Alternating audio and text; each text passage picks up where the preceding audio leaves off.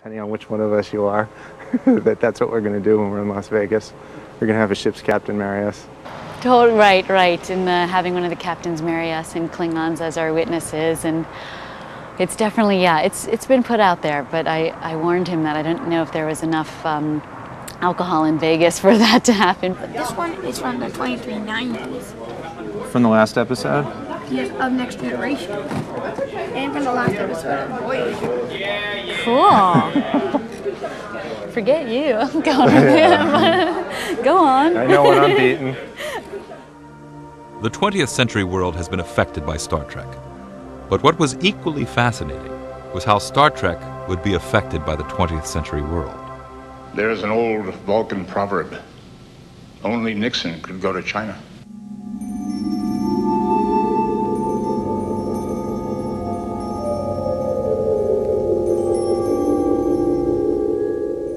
Star Trek has mirrored changes in America's ideas about how we deal with other cultures. And nowhere can that be seen more easily than in the contrasting styles of Captains Kirk from the original series and Picard from the Next Generation. Regent Cusack, welcome aboard the Enterprise. The two captains were absolute night and day. Captain Picard and Captain Kirk would face a situation and say, I'm going to give you 3 to talk, or else I'm going to shoot you. And Captain Picard would go 3, 2, 1.5, 1 3/4, and Captain Kirk would go 3, 2, bang. I mean, Kirk had no compunction about destroying a planet if he didn't get one person back. You know, I mean, he was going to do it too, you know, and he's always beaming down and, you know, slugging people. James T. Kirk was an action hero, and our idealized notion of the kind of leader we thought we needed to defeat our 60s era enemies, the Russians. Kirk was a very John Wayne-like hero. He was a hero of the American West. And the enemies that the original Enterprise fought were enemies based on our contemporary enemies. They were based on the Russians. The Klingons were really based on the Cold War Russians. But by the time the Next Generation is being made, our old enemies have become our friends. The Berlin Wall has fallen, and the Cold War with Russia was over. Captain Picard was an idealized version of the perfect 80s leader, a diplomat and a man of détente. And behind him on the bridge, as a trusted member of the crew, we find a member of the once-hated Klingons, now allies. We will work together. There's a little bit of Worf in every man. And since I am Worf, there's more of it in me, you know, and I think that's what it is. I think everybody, men and women, have this thing inside of them. It was around this time that a fascinating phenomenon began to happen. So you've never seen a Klingon before? You hit me! Are you trying to initiate a mating ritual? Oh, you betcha! It wasn't just that a growing number of American Star Trek fans seemed to like Klingons. They wanted to be Klingons. Dev's Klingon Tulu. Hey! Where is the bathroom?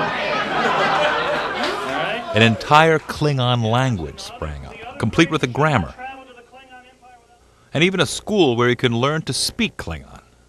Hod Concord, Jipong Air, Choyaj Be, Klingon Hol Vijat Mo, Ach Vijat Tach. I think the thing that appeals to fans most about Klingons is the inherent warrior nature of the species.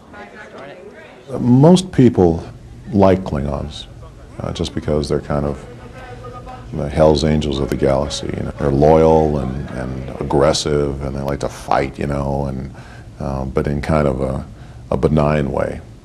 These people that play Klingons at these types of things are among the kindest people and the gentlest people I know. Without the costumes, you know, I've gotten to know some of them, they've gotten to know me, we've exchanged our stories, and there is a real sense of like a family reunion when you get together with them. We do library visits, hospital visits, making ourselves known. We do a lot of with reading, National Reading Month, to encourage reading, the importance of reading. You can't go into space if you cannot read.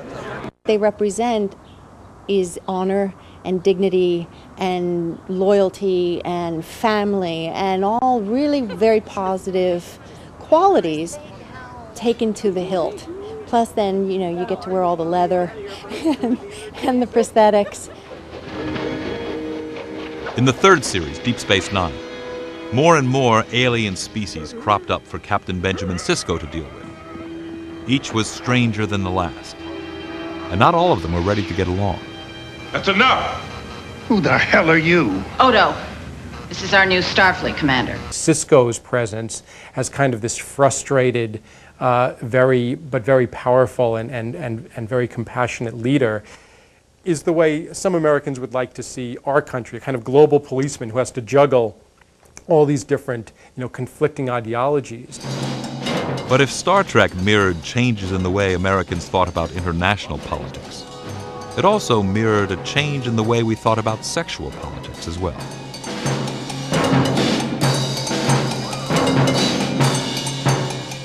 As the original series gave way to The Next Generation and Deep Space Nine, the role of women became more important. The women on Star Trek have evolved. In every new incarnation, the women have gotten stronger and stronger. We were only the second incarnation on Next Gen. By the time we get to our show, you have much more empowered women, but both Gates and I are in the caring professions.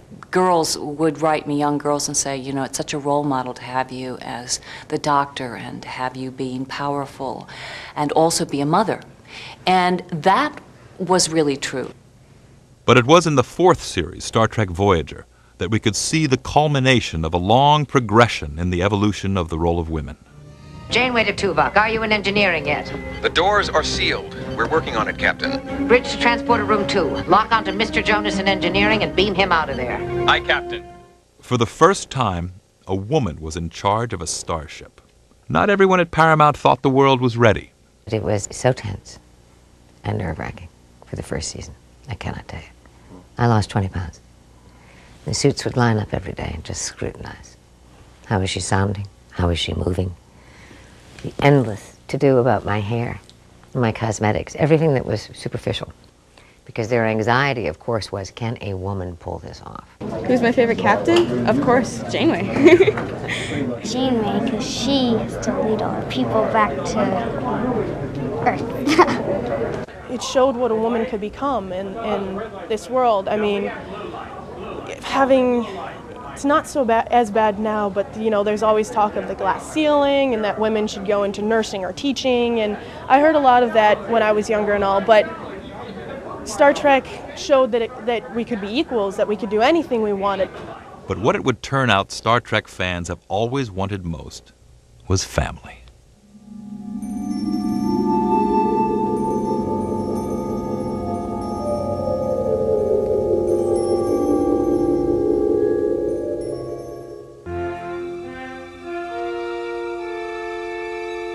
Perhaps one of the most important reasons America loves Star Trek is for its sense of camaraderie and family.